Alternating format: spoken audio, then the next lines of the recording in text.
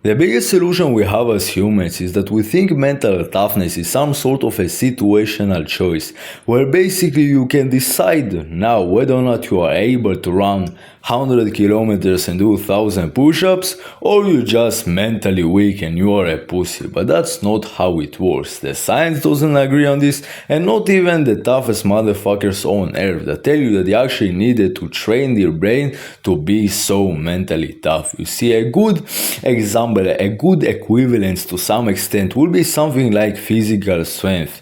If you go to the gym and it is your first day there and you struggle with lifting 40 kg bench press, you know that you can't just go out there and by your sheer will and want and mental toughness lift 100 kg. No, that's not how it works. Your muscles, your nervous system simply aren't adapted to lift so much weight.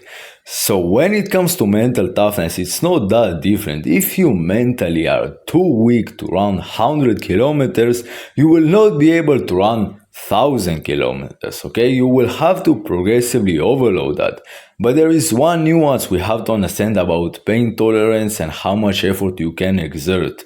You see, your brain never actually uses 100% of its power, whether that's physical or systematic pain tolerance, because if it will injure yourself, it will absolutely burn yourself out, it will burn too much calories, and evolutionary you will simply kill yourself like this, because you will exert too much effort that your body can handle. So your brain has this nervous system defense mechanisms to not allow you to exert too much effort, and to unlock its potential it requires training and fucking this progressively overload your fucking nervous system. There is another nuance we will have to acknowledge that might explain why we have this illusion that mental toughness is some sort of a situational choice, and that is the fact there is general motivation that affects your systematic output, and there is something local like bicep curls. You see, let's say you lift, 10 kg of bicep curls and all you can do is 5 reps. After that 5 reps, you might have more motivation to do more, but simply locally you cannot lift the weight more. You simply cannot.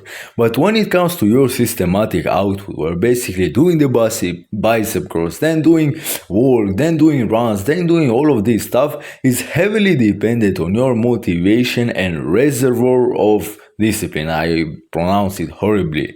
So a lot of times you could do way more output simply because you are more motivated or simply have more positive self-talk in that moment. So another thing we will have to acknowledge that mental toughness also heavily depends on our motivation and dopamine system. So after we acknowledge the fact that mental toughness is also something that needs to be progressively overloaded, we can start doing our practical steps, and the practical steps will be divided into 2 categories in this video. It's not like they're actually different, but for the sake of simplicity and more clarity.